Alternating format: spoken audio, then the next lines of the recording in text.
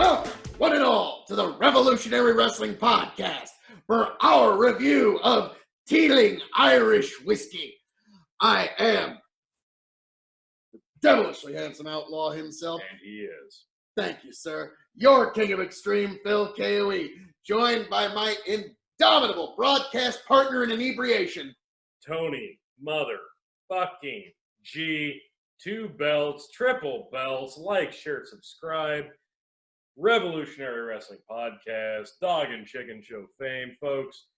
This is your one-stop shop for all things wrestling happenings and, of course, alcohol reviews. Here we go. This is fun. I am really liking what we have on the bar tonight. You are a big fan of Irish whiskeys. Yes, I am. And this is a brand that, I'll be frank, I've overpassed several times. I've seen it on shelves, and I've not really given it a second look, and that was not fair of me. The Spirit of Dublin, Teeling Whiskey. This is their small batch that is aged in a rum cask, which is very unique for Irish whiskeys. I just thought I gotta try this. The owners of Teeling said that this is their cocktailing whiskey. Okay, and is that because of the casking?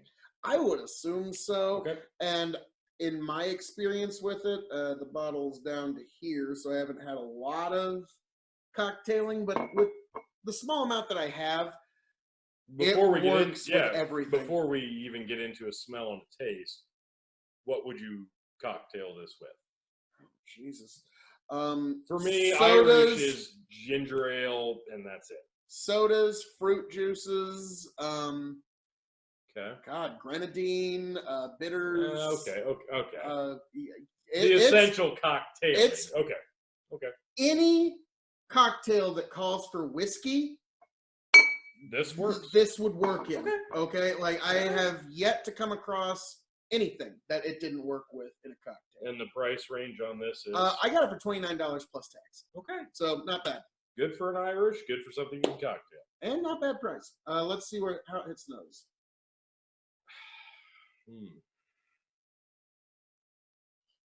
There is that molassesy sweet There is a molasses sweet, but with something. it's honestly, it's very boozy.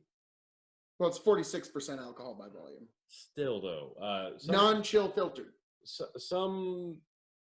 I'll be frank, a lot of Irish whiskeys can hide that ABV on the smell, and this one does not. I don't even think it pretends to try to hide that this is very boozy. It's not a bad smell. Molasses with corn. I think that's what it is. Corn whiskey is what I'm primarily smelling. And it's a good smell if you like that. Yeah. Oh, and I do. The small batch does have, from my research, correct me if I'm wrong in the comments, but I'm pretty sure, yeah, the small batch does have corn in its mash build. It has to. It's a good smell, but yeah. Oh, yeah. It's corn with that molassesy sweet on it. It is a very boozy, potent smell. And that it's hard to get past that, I'll be honest. If that's something you smell and you can't get past, it's going to be hard to get past the boozy smell. All right.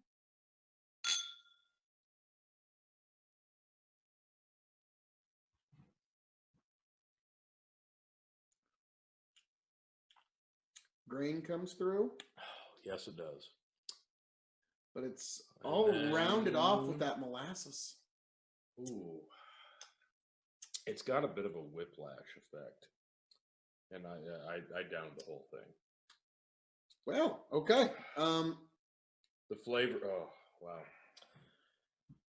Like I said, it normally would bite like a grainy whiskey. Yes. But that rum aging really rounded out all the edges. It mellows perfectly. it out. Mm-hmm. So it does have a very high ABV flavor. But like you said, that aging in the rum cask, it does it. It mellows it down to where the boozy initial flavor is pulled down just enough to where you can enjoy it, and there's not a lot of backlash. There's not, which is surprising. There's no warmth for me, at least in the chest. It settles it's very kind of all clean. here where the warmth Yeah, is. it's very clean in the finish. But again, it has that boozy flavor. It's hard to nitpick specifics out of it. But yeah, a molasses, I would definitely agree. It's not thick, but it has a thick flavoring. Yes. So, as an Irish whiskey, how would you rate this, sir? Because we're going to rate it as an Irish whiskey, whiskey, brown spirit, Sheldon. I'll be honest, as an Irish whiskey, I don't get a lot of traditional Irish flavor out of this. No. I don't at all. I would, if you blind taste tested me with this, I would guess American. I would too. I would think American. I would almost think bourbon. I wouldn't think bourbon. I would think a very diluted bourbon. Yeah, not this. If I was guessing and I thought bourbon, I would think it was a very low ABV bourbon, but then the flavor is high in the booziness, so it would confuse me. The fact that the corn shows up so much would kind of throw me off in a bourbon. Mm-hmm. But yeah, this is like almost like an American whiskey. It is. It is. So I can understand. It's good. It's the best of both worlds. I like that factor. As an Irish whiskey. As an Irish, I'm going to have to be harsh on that. It is not exactly traditional. No, it's not traditional. We even knocked off points for Napogue Castle 12-year, which we love. Yes. Because it wasn't technically perfect to purity of Irish. As an Irish, I'm going to go 2.75. Damn. It's not bad though. But as an Irish scale, 2.75. I'm gonna have to agree. 2.75 on Irish, just because they are kind of dancing on the borders of what a lot of people think is Irish. Yeah. No, but I do appreciate what they've done here, though. Yes. And now moving on to whiskey. Okay. As a whiskey, yes. I will be more generous. I will say 3.5. As a whiskey, I'm going to go a full star up and give it 3.75 because this is an amazing cocktail whiskey. I can do a lot with this. There's in fact, I haven't found a cocktail that it hasn't worked for. Okay. So 3.75, and if you really like it, I could even understand if you wanted to give it 4 stars. Never did. I'm going to save that for the brown spirit rating, and I think you're right. Yeah, you could do a lot with this. I think this would be something you could pair with a ginger ale very nicely. Mm-hmm.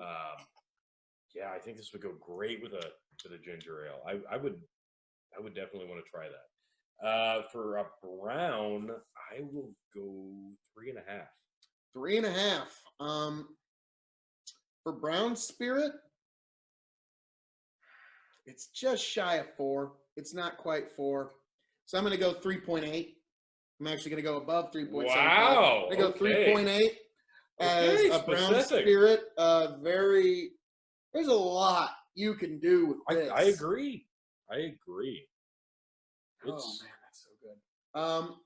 It's very straightforward in smell and its taste, but it is diverse in what you can do. Also for its price, yeah, I can see this being on,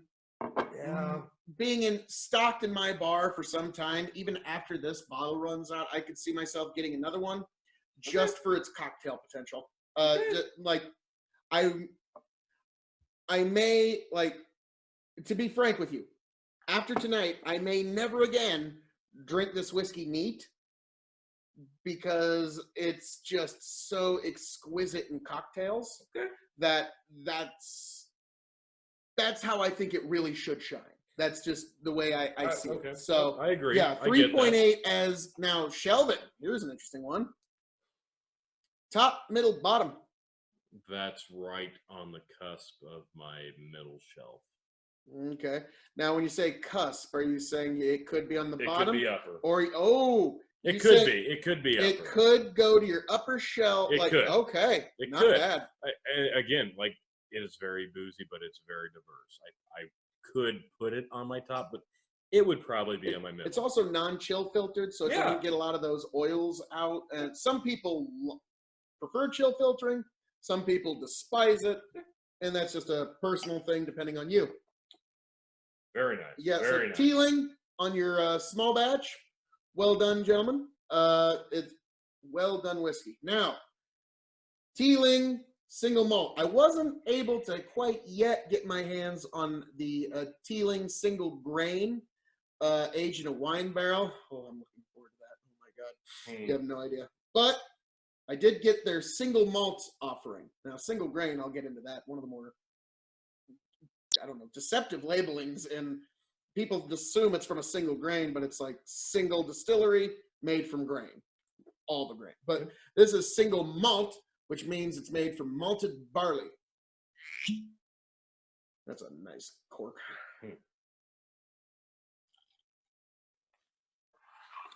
And a dark bottle, I gotta say. We are kind of very dark bottle. Typically, your darker bottles are you expect a more peaty flavor, and there's no peat here. Or rum. No. Yeah, that's what you normally like. Now I wonder if that's kind of where they got the idea, is the fact that they're aging it in rum barrels. Like, who knows? But now you are known to really be a big fan of Irish single malts, more than. I'll just put that aside in case I want to come back to it for comparison. But we're comparing this to the Pogue Castle 12, basically. Wow. Different nose entirely. No, it's not even remotely the same thing. Which is shocking that the same distillery can get you two vastly different products. Impressive that they divert that much attention to do bottles. I like that a lot, that they pay that much attention to detail. That's nice. The nose This is single malt, but it's not just Scotch. You know what I mean? Like, no, it's not Scotch from Ireland. It's not. But you get that familiarity with it. I can see that. There is a distinct smell that I just cannot put my finger on. It's not peaty. No, it's not. I'll be honest, some folks love the peat. I'm not one of them. I would be inclined to. I've come around a bit, but there's none here. Yeah. But there is a definite fragrance that I just cannot pinpoint. Yeah, there's something there, and I don't know what it is. But the more you go in, the deeper you dive, the more you smell it, you get more and more and more booze. Obviously, the deeper you dive, you're going to get more and more booze, but you get more familiarity with this, the initial boozy fragrance. This, you have to dive. Another 46% ABV. Okay. I think that's just from them not chill filtering it. Okay. Chill filtering it drops it down to 40 ABV generally. Okay. So, well, fragrance-wise, I like it. I just can't. There is a subtle fragrance that is like you get familiar. You get the malted barley in the middle, but it's surrounded by so much stuff. It's that familiarity with the single malt. It's like a floral. It's a subtle floral. Well, let's see how it goes down, sir.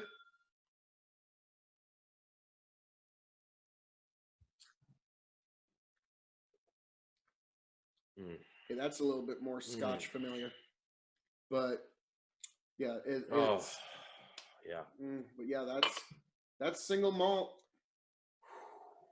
Oh yeah, no, that's marvelous.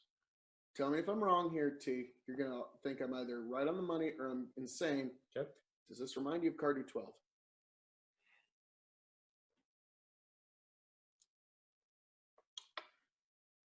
It does after the initial flavor. Its butteriness on your tongue does, like the fact that it's so smooth. Yeah.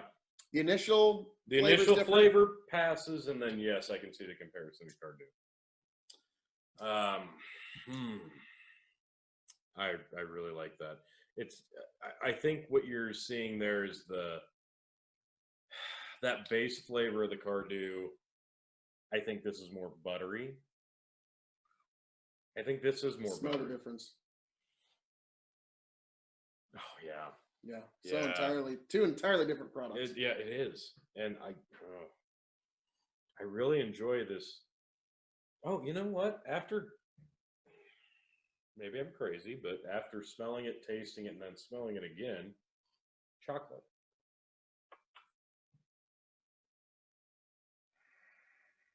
Cocoa, maybe.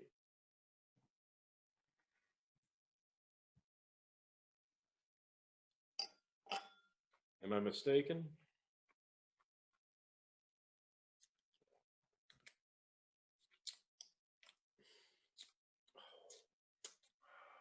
That's really good. That's really good. Like maybe a dark chocolate. Yeah. Not milk chocolate by any measure. Yeah, like a dark. Yeah. Oh, you know what? Like Hershey's powder. the Hershey cocoa powder, not the mix, but the cocoa. Yeah, like the cocoa powder. Yes, exactly. A hint of that. It's not overbearing, but yeah, it's kind of on your tongue. So okay, T. This is gonna be an interesting one. I'm looking forward to your Okay. As an Irish whiskey. As an Irish whiskey. Again, I have a very streamlined idea of what I want my base Irish whiskey to taste like. And since we started doing these reviews, my worldly opinion of Irish whiskeys has been greatly expanded. Peppery. We've come to expect not just Irish flavoring, but buttery flavors and minty flavors. And this, there's a spicy mint. There's a cocoa-y mint is what I'm getting. A cocoa-y mint pepper, like you said, pepper. This is for me as an Irish. This hits on some different levels than I never really expected, which is a pleasant surprise. And I'm actually going to give this a 3.25 on Irish.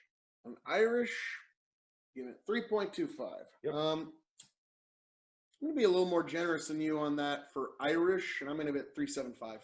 I think it's an excellent Irish whiskey. I could go up because I'll be frank, I really, really, really like this.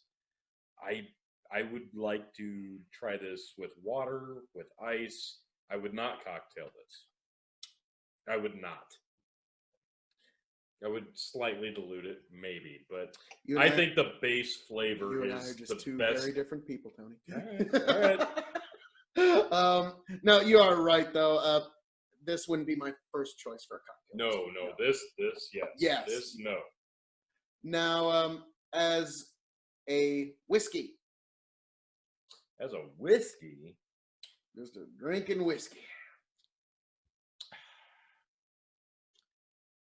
I'm going to go 4. Wow. I thought that might hit you odd, but wow. Yeah, I'm going to go 4. I was going to stick with 3.75. No, I'm going 4. As an Irish whiskey, 3.75. As whiskey, sticking at 3.75. As whiskey, I'm going 4 because I don't know. There's something about the bottle, the label, the smell, and the taste that make me want to go back for more. But not just that, I would want to share this with other people and get their opinions on it as a whiskey. Nice. So this would be one you'd want to use for social gatherings. Okay. Absolutely. All right. As a brown spirit. As a brown spirit, so you're comparing it to a pretty wide range. Yeah, as a brown spirit, 3.25. 3.25. Yep. I'm going to stay consistent in my review of this one, and as a brown spirit, 3.75. It is the 3.75 in any category you want to. It is damn near a 4-star whiskey by any measure you want to look at it. I give that rating because the flavor, as many samples as I've taken, each time it's been consistent and the aftertaste has been consistent, and there's a slight bite, I mean, but we are a little more seasoned at this point. But consistently, there's no burn. And I think that's, for a brown spirit rating, I think that's key. All righty. Now, here's the interesting question, sir. Top, middle, bottom shelf. I might put this on my top. Damn. I might put this on my top. I really, really like this. Damn. I really That's do. a hell of an endorsement. It really takes a do. lot to get Tony to put a whiskey on his top shelf. Now, if it's Irish, that usually helps. It does, and it is, and it does. But I really like this, and honestly, I'm pretty disappointed in myself that I passed this particular brand up so many times. Yeah, I mean, we still got a couple bottles left in our local area, so might want to grab one up before it's. But for me, it's a conflict between my top and middle shelf, basically, depending on which one has more room, really. But yeah, a single malt Irish whiskey always has a good place on a top shelf. As we've come to find, single malt Irish is kind of it's a special thing. Yeah, it's kind of a league of its own, but particularly like the Napode Castle, it's a favorite here at the podcast. What can I say? That was amazing. One that I took 2 years to come across when I finally got it in Houston, which was such an elated time for the both of us. And we got back and we got to try it. We enjoyed it so much. And you even picked up a bottle yourself. Yeah. I was able to find a bottle here, and it didn't disappoint. It's so rare that you're anticipating a bottle and you're looking forward to getting it so much, and then you finally get it and it just disappoints you. But when what was that? Don't worry about that, sir. But when we get a whiskey and it actually lives up to the expectations, that's always great. Yeah. And I love single malt scotches. Like Dalmore 12, Cardew, Oban 14. I'm always going to be partial to single malt. Blended is another animal. Yes, it is. But hey, if it's done right. Oh yes, awesome. I've had some amazing blends. TX whiskey that we had in Texas. That was a blended whiskey that they kind of copied, for lack of better terms, they kind of copied Crown Royal's blending pattern. And it's one of the best whiskeys I've ever had in my life. So there's no, just to talk shit on blended just because it's blended isn't necessarily good. What's good is good is good, as all I always say. That's true. And as a single, I've just noticed that single malt Irishes, more often than not at least, qualify as that good is good category. So, I just love the initial the mouth. Correct me if I'm wrong. Final thoughts. It takes over your palate. It takes over your entire mouth, and sometimes that's not a good thing. In this case, I think it's a good thing. I like the way that this hits your palate and kind of explodes into your mouth. It's got that minty spiciness, but it's not like, now, I know you really like the Macallan, and it's good, but when you open your mouth and the oxygen hits your mouth, the mintiness is almost like, it's too much. Like, you got to really ease into that before you open your mouth with that. Sure. It has the mintiness, but it's not overbearing. No. Like, even some of the red breasts that we had, the mintiness was overbearing, to be frank. The Olsoro Sherry Lastuya edition was amazing, and I'll probably be getting a bottle of that on its own at some point. But the Standard 12 was really minty. I remember that. Yes. The 15 really mellowed that off. But so mintiness in whiskey, some folks can love it, some folks can hate it. I didn't know I'd love it as much as I did. Yeah. So, Teeling, well done on both your offerings, and as soon as I can acquire a bottle, we will be doing a review of the wine cask single grain Irish whiskey, which God, I'm looking forward to. Now, Tony, as I'm known to say around here, All that being said, folks, this has been our review of Teeling Irish Whiskey. I am the devilishly handsome outlaw himself, your king of extreme, Phil KOE, signing off and handing it off to my indomitable broadcast partner. Still Tony fucking V, your 6-time champ. During a time of crisis. I was about to say, it's a great time to capture the belt when no wrestling shows are going on. God! They still are. Kind of-ish. Ish. Backyard wrestling shows. Yeah. We'll get into that later. All that being said, like you said, like, share, subscribe. Stick with us, folks. We know you're not going anywhere. Be with us. Stay safe. Thanks for joining us.